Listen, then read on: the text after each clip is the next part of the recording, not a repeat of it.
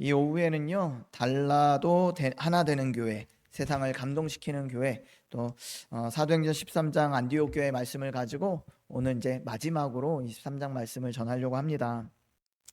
오전에도 예배 가운데 은혜 받으시고 이 오후에도 또 새로운 은혜로 하나님께서 만져주실 줄로 믿습니다. 우리 오후에는 너무 졸리고 힘들어요. 그렇죠? 덥고 또 밥 먹고 혈당도 올라오고 그렇잖아요. 우리 어깨 한번 펴겠습니다. 어깨도 한번 펴고 허리도 한번 돌리시고요.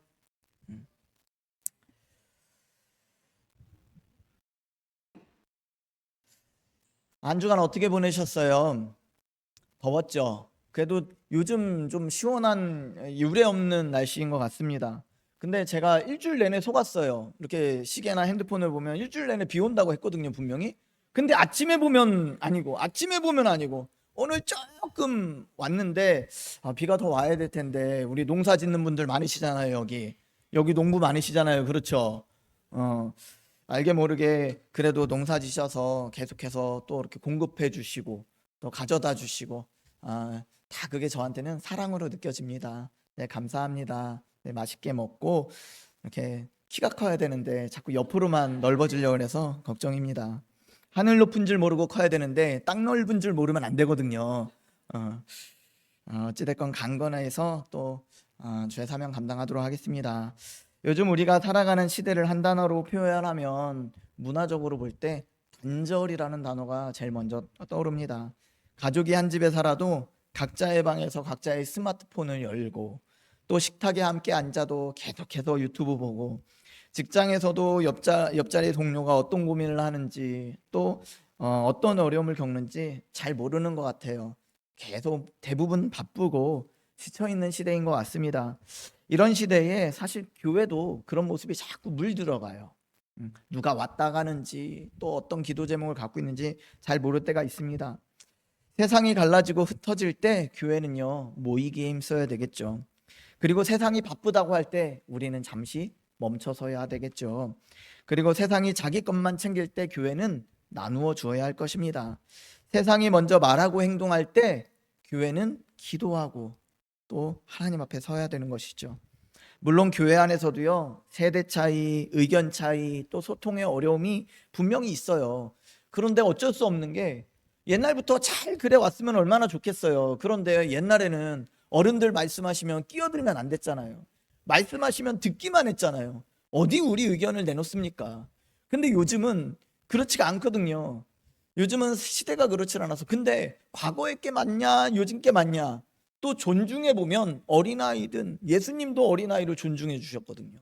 그렇게 따져보면 한편으로 우리 안에 존중과 소통은 되게 어려운 일이에요. 가정 안에서도 편하게 부모님과 이렇게 대화하시고 내 생각이 어떤지 편하게 얘기를 해보신 분은 편하게 듣는데 막 무시당하고 네가 뭘 알아 이런 식으로 이렇게 교육받으신 분들은 젊은이들이 얘기하면 이게 나한테 도전하나 이런 생각밖에 안 들어요. 그게 어렵거든요. 근데 한편으로 서로가 긍휼히 여겨야 돼요. 그렇게밖에 못 살아서 그렇게밖에 못 배워서 그렇게 할 수밖에 없는 것이거든요. 잘 배우고 많이 사랑받고 누군가가 내 말을 잘 귀 기울여줬으면 우리 어른 세대들도 귀 기울여 주셨을 것이고요. 다 들어주셨을 거예요. 근데 격동의 세월을 보내다 보니 먹고 사는 게 바빴고 그런 부모님 밑에서 살다 보니 사실은 요즘 어른들이 힘드실 거예요. 하나 둘 나 때는 안 그랬는데 자꾸 자기 생각 얘기하고 그게 되게 불편하고 오히려 생각만 드는 게 아니라 도전으로 받아들여지거든요. 왜냐면 옛날 어른들이 그걸 도전으로 받아들이셨기 때문에. 그러니까 참 어려움이 있습니다. 그래도 우리는 하나님 안에서 어떻게 하는 게 맞는가, 내가 과거에 살아왔던 게 맞는 게 아니에요. 지금부터 뭐든지 성경 안에서 말씀 안에서 젊은이들이 말씀 안에서 틀리면 틀렸다고 할 수 있는 것이고요. 아무리 어른들이 50년째 똑같은 모습으로 어른들이 가르쳐 준 대로 예배 드려도 성경에 그게 맞지 않으면 아닌 거예요. 근데 마치 전통이 맞고 요즘은 다른 것처럼 틀린 것처럼 말해도 안 되고요. 또 젊은이들은 이 어른들이 하는 모습에 온고지신이라는 말이 있잖아요. 옛 것을 먼저 배우고 새로운 것을 알아라. 그러니까 옛 것에서 과연 진짜 우리가 배울 것은 무엇인지 그 정신과 의미는 배워가려고 하는 열린 태도가 필요한 것 같습니다.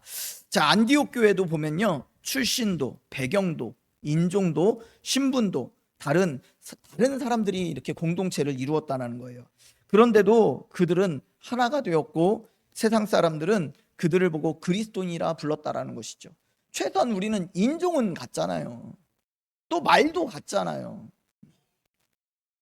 그리고 피부색도 같잖아요. 서울만 가도요, 조금만 외진 데 가면요, 다문화 가정이 얼마나 많은지 몰라요. 제가 있던 성남에서는요, 필리핀 사람들이 많았어요.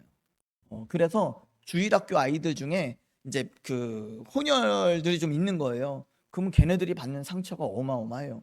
아무도 상처 주지 않아도 이미 이 문화 안에서 가지고 있는 그 이질감, 그 이방인을 대하는 듯한 그런 모습들이 있거든요. 그래도 우리는 좀 지역과 말투가 조금 다를 수는 있어도 그래도 색깔도 같고 언어도 같고 또 그래도 대부분 우리 같은 사람들이잖아요. 그러니까 이 안에서도 분열이 된다면 분명히 문제가 있습니다. 심각한 문제가 있습니다. 그런데 한편으로 보면 원래 살아온 배경이 다르고 또 습관이 다르고 또 성격이 다르기 때문에 한편으로는 또 우리 수준에서 하나 되는 건 또 불가능한 일이기도 해요. 그러니까 오늘도 이 안디옥 교회를 통해서 우리 교회와 가정이 회복해야 될 우리 모습을 좀 살펴보고자 합니다. 첫 번째로는요, 다르지만 한 분 안에서 하나 됩니다. 우리 한번 같이 읽어볼까요? 시작. 다르지만, 아멘. 자, 우리 13장 1절 말씀 우리 같이 읽어보겠습니다. 시작. 안디옥 교회에 선지자들과 교사들이 있으니 곧 바나바와 니게르라는 시므온과 구레네 사람 루기오와 분봉왕 헤롯의 젖동생 마나엔과 및 사울이라. 아멘. 자, 본문에는요, 안디옥 교회의 지도자 5명을 소개하고 있습니다. 별 의미 없어 보이는 건 명단 같지만 그렇지가 않아요. 자세히 살펴보면 놀라운 다양성이 담겨져 있습니다. 바나바는 키프로스라는 출신의 레위 사람이에요. 유대인이지만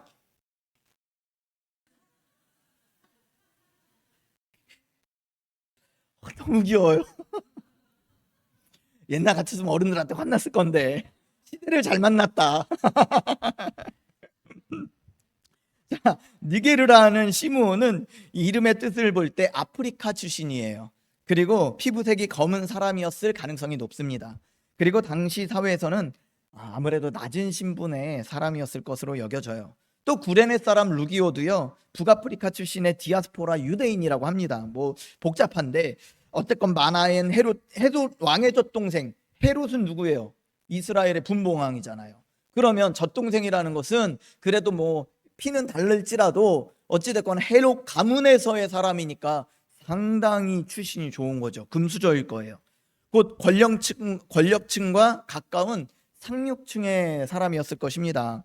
또 사울은 훗날 바울이 되는 사람으로 최고의 교육을 받은 지식인이었고 한때는 열심을 다해서 교회를 핍박하던 사람이었어요. 이 5사람을 보면 부유한 사람과 낮은 신분의 사람과 본토인과 또 예를 들어 재미기포와 뭐 이렇게 되는 거죠. 권력층과 또 과거에 교회를 핍박하던 사람들까지 있었다는 것이죠. 인간적으로 보면요, 한 자리에 앉기 어려운 조합입니다. 그런데 이들이 한 교회의 지도자로 함께 사역했다는 거예요. 비결은요, 단 하나입니다. 이 비결은, 이렇게 다른 사람들의 비결은 딱 하나예요.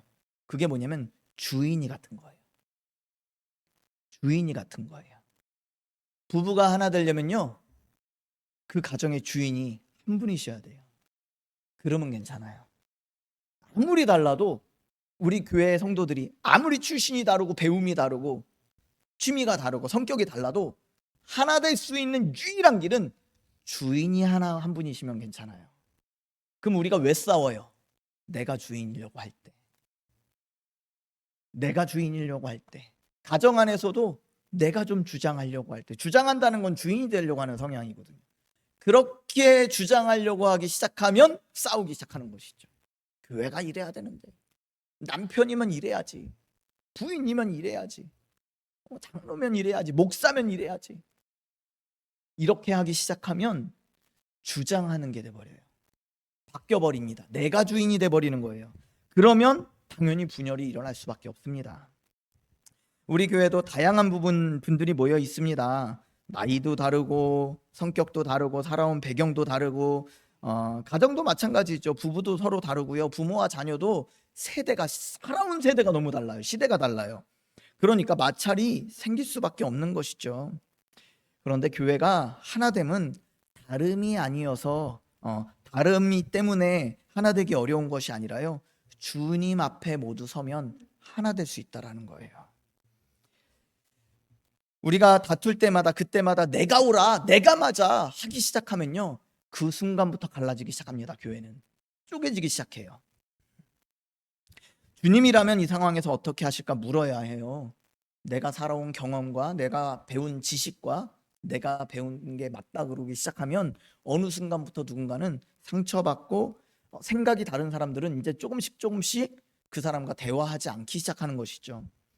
그래서 교회 안에서도요, 내 방식이 맞다보다 주님이라면 어떻게 하실까에 대한 고민이 일어나야 된다라는 것이죠. 다르다라는 것은 위협이 아닙니다. 다른 사람들이 같은 주님 안에서 하나 되는 모습을 세상에 보여줄 수 있는 강력한 복음의 증거가 되는 거예요.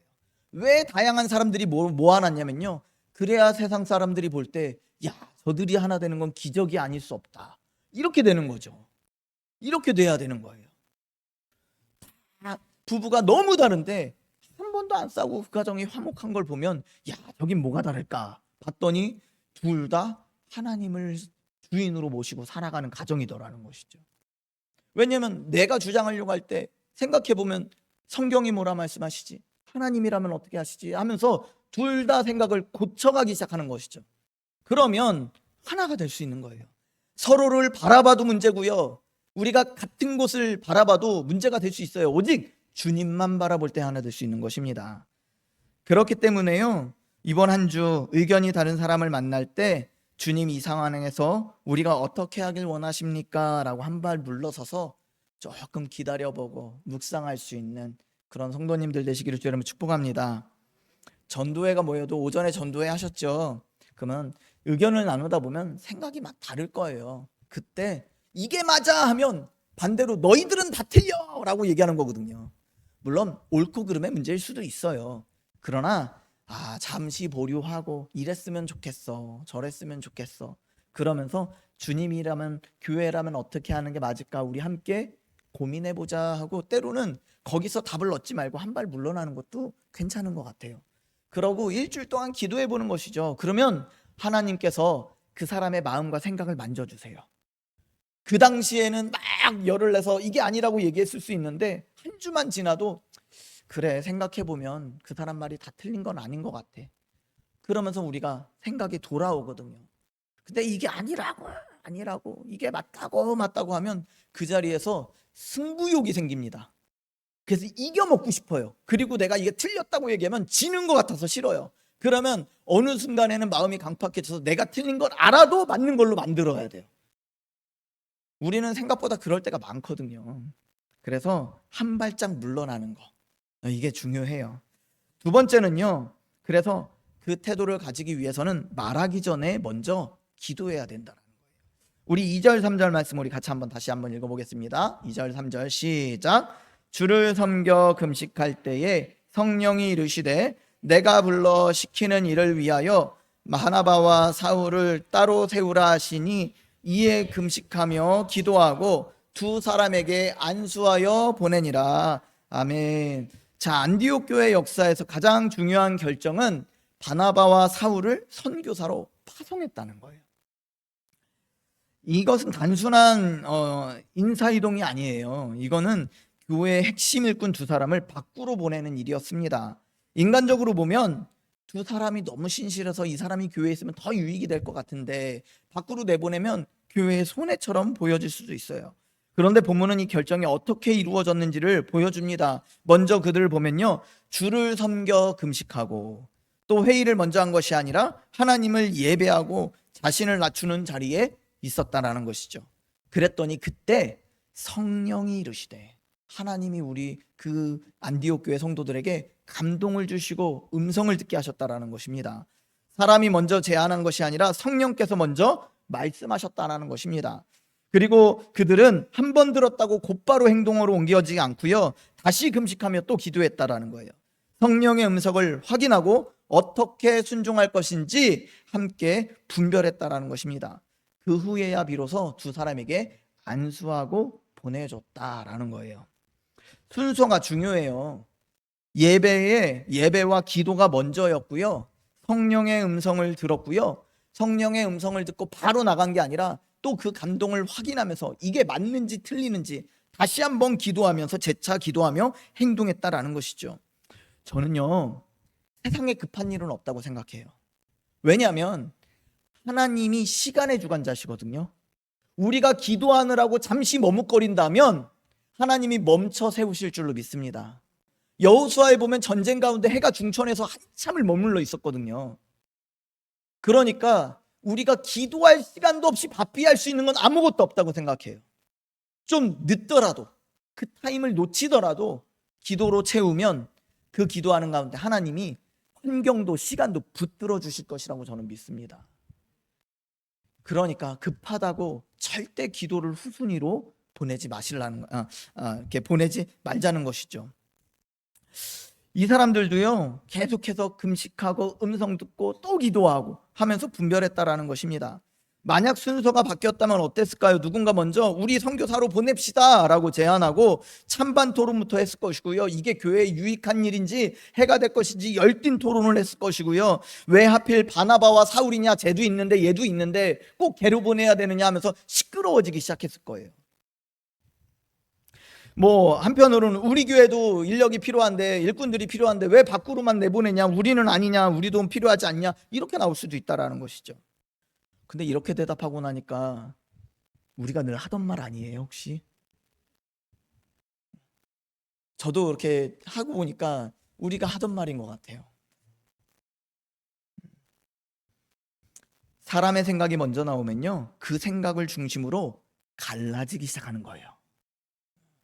사람의 생각이 먼저 나오면 갈라지기 시작하는 거예요. 그러나 안디옥 교회는요, 먼저 하나님 앞에 엎드렸다는 것입니다.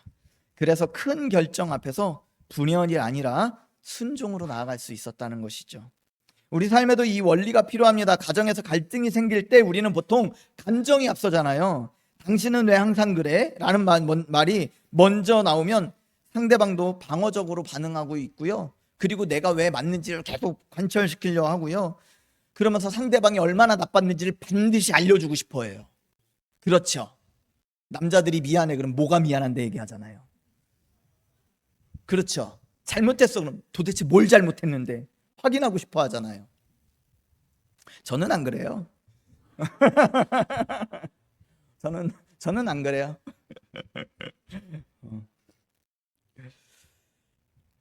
당신은 왜 항상 그래? 왜 항상 그런 식이야? 라는 말이 먼저 나오면 참 어렵습니다. 어려워집니다. 자녀에게도 감정적으로 반응하면요, 대화가 오고 갈 수가 없어요.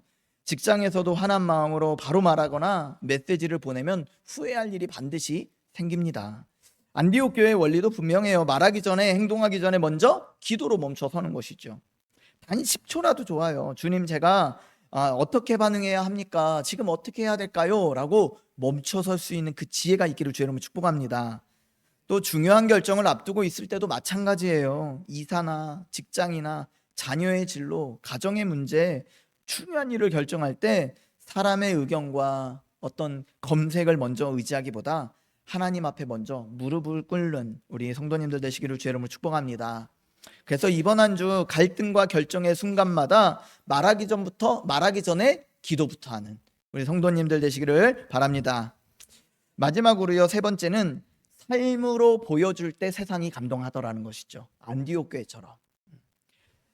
사도행전 11장 26절 오늘 읽진 않았지만요, 제가 읽어드릴게요. 만남의 안디옥에 데리고 와서 둘이 교회에 1년간 모여 있어 큰 무리를 가르쳤고 제자들이 안디옥에서 비로소 그리스도인이라 일컬음을 받게 되었더라. 아멘. 자, 그리스도인이라고 일컬음을 받았다. 저들은 그리스도인이야 라고 해요.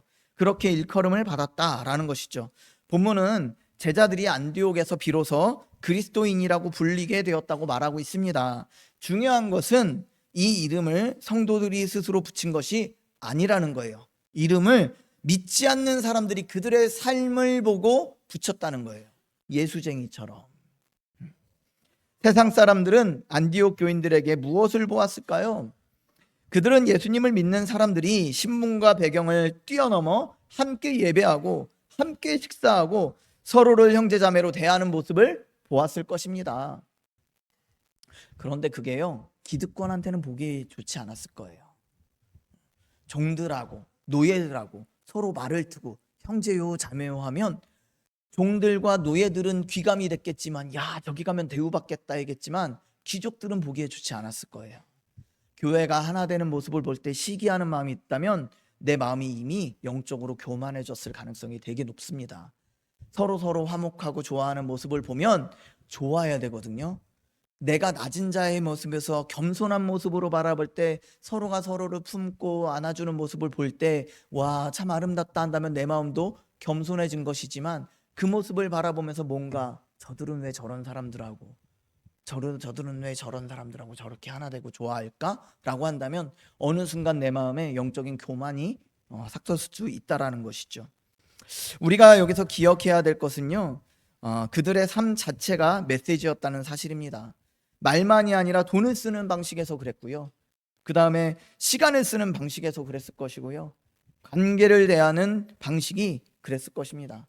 그들의 삶의 모든 방식이 복음을 증거하는 삶이었을 거예요.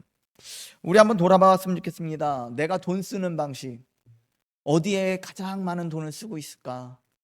우리가 물질로부터 그 물질이 들어가는 곳을 돌아보면요, 내 주인이 누군지가 보이기도 해요. 여행에 돈이 제일 많이 들어가진 않았는지, 미용에 돈이 제일 많이 들어가진 않았는지, 나의 미래와 스펙을 위해서 돈이 제일 많이 들어가진 않았는지 돌아보아야 한다는 것이죠. 주변에 사랑을 나누는데 돈이 흘러가지 않다면 나는 사랑을 누리는 사람이 아닌 거예요. 결국은 물질 가는 곳에 네 마음이 있느니라 말씀하셨거든요. 근데 물질이 흘러가지 않는다는 것은 마음이 없다라는 거예요. 그렇기 때문에 우리의 물질도 쓰는 방식도 한번 돌아보았으면 좋겠습니다. 시간도 마찬가지예요. 어디에 많은 시간을 쓰고 있느냐? 건강 가운데 막 시간을 쓰고 있다면 건강이 우상일 수 있습니다. 성도들과의 교제에 시간을 이렇게 빼앗기고 있다면, 또 할애하지 않는다면 나는 교회를 별로 중요하게 여기지 않는 거예요. 내가 중요하게 여긴다면 시간과 물질이 들어가게 되어 있어요. 우리 왜 그런 드라마 많잖아요. 부모님들이 밖에서 돈 버느라고 계속 하루 종일 야근하고, 그리고 집에 와가지고 아이들한테 용돈만 주고, 그러면 아이들은 사랑받는다고 느끼지 못하는 거죠. 왜냐하면 마음을 느끼지 못하는 거예요. 물질만 공급이 되니, 사랑받는다고 느낀다면, 중요하다고 여김을 받는다면 물질과 시간이 함께 들어가야 되거든요. 그러니까 교회를 여러분 사랑하십니까? 그렇다면 물질과 시간이 같이 가야 되는 거예요. 그리고 내 에너지가 들어가야 되는 거예요. 그게 사랑한다고 얘기할 수 있는 거예요. 그렇기 때문에 그들의 삶을 보니, 야, 저들은 뭔데? 저들을 서로 가난한 자들을 돌보고, 자기도 살기 어려울 건데 그 살림을 쪼개가면서 어려운 사람을 돕고, 그러면서 저렇게 힘든데, 안 그래도 신분이 낮아서 여기저기 끌려다니라고 피곤할 텐데 저녁마다 모여서 자기네들끼리 하나님 말씀을 듣고 기도하는 저 사람들은 도대체 뭐지? 난 저렇게 못 살아, 저건 미친 사람들이야. 그 의미로 그리스도인이라고 불렀을 수도 있고요, 야, 저 사람들에겐 뭐가 있다, 저들은 그리스도인이야 라고 할 수도 있다는 것이죠. 우리가 어떻게 일하는지, 손해를 볼 때 어떻게 반응하는지, 어려운 사람을 만났을 때 어떻게 생각하는지, 화가 났을 때 어떤 말을 하는지, 이 모든 것이 누군가에게는 교회 다니는 사람의 모습으로 비춰진다라는 것이죠. 그러므로 거창한 전도 계획 이전에 우리의 일상이 먼저 복음의 창문이 되어야 합니다. 내 삶을 통해서 직장에서 어려운 동료에게 작은 도움을 건네는 것, 이웃에게 따뜻한 말 한마디를 하는 것, 가진 것을 조금 나누어 주는 것, 화나는 상황에서도 좀 다르게 반응하는 것, 이 작은 행동들이 누군가의 마음에 질문을 만들 수 있습니다. 저 사람은 왜 저렇게 살까? 그 질문이 복음의 문이 되는 것입니다. 사람들은 말로 설득되기 전에 삶에서 먼저 냄새를 맡고 맛을 느끼고 끌리더라는 것이죠. 이번 한 주 작은 나눔과 배려를 통해서 그리스도를 보여주는 성도님들 되시기를 주의 이름으로 축복합니다. 말씀을 마무리하려고 해요. 오늘 우리는 안디옥의 세 가지 모습을 살펴보았습니다. 첫째는 출신과 배경이 달랐던 사람들이 같은 주님을 모시고 하나가 되었다라는 거예요. 우리가 하나가 되지 못했다면 진짜 주인은 누군가 다시 한번 놀아보시길 바랍니다. 그리고 중요한 결정 앞에서 사람의 생각보다 기도와 성령의 음성을 먼저 구하시길 바랍니다. 그리고 세 번째는 말이 아니라 특별히 나눔과 배려를 통해서 세상으로부터 그리스도인이라고 이름을 얻는 여러분들 되시길 바랍니다. 이 세 가지는요, 거창한 이론이 아닙니다. 우리 가정과 일터와 교회에서 오늘부터 실천할 수 있는 삶의 방식입니다. 다름을 인정하고 같은 주님 안에서 하나 되는 것, 말하기 전에 먼저 기도를 멈추는 것, 또 말하기 전에 기도로 잠시 말을 멈추는 것, 또 작은 나눔과 배려로 삶을 통해 그리스도를 보여주는 것, 이것이 우리에게 회복되어야 할 것입니다. 이 모습이 우리 안에 회복될 때 안디옥 교회의 이야기는 2000년 전의 이야기로 끝난 것이 아니라 오늘 우리의 가정에서, 일터에서, 원주 시인일교회 안에서 다시 쓰여지는 그런 이야기가 될 줄로 믿습니다. 세상은 여전히 진짜 교회, 진짜 그리스도인을 갈망하고 있다는 사실을 기억하시기 바랍니다. 또 그 갈망에 응답하는 사람들이 바로 우리 한 사람 한 사람이 되기를 주의 이름으로 축복합니다. 따라서 안디옥 교회처럼 우리도 새로운 성도들의 그 행보를 써내려가는 우리 성도님들 되시기를 주의 이름으로 축복합니다.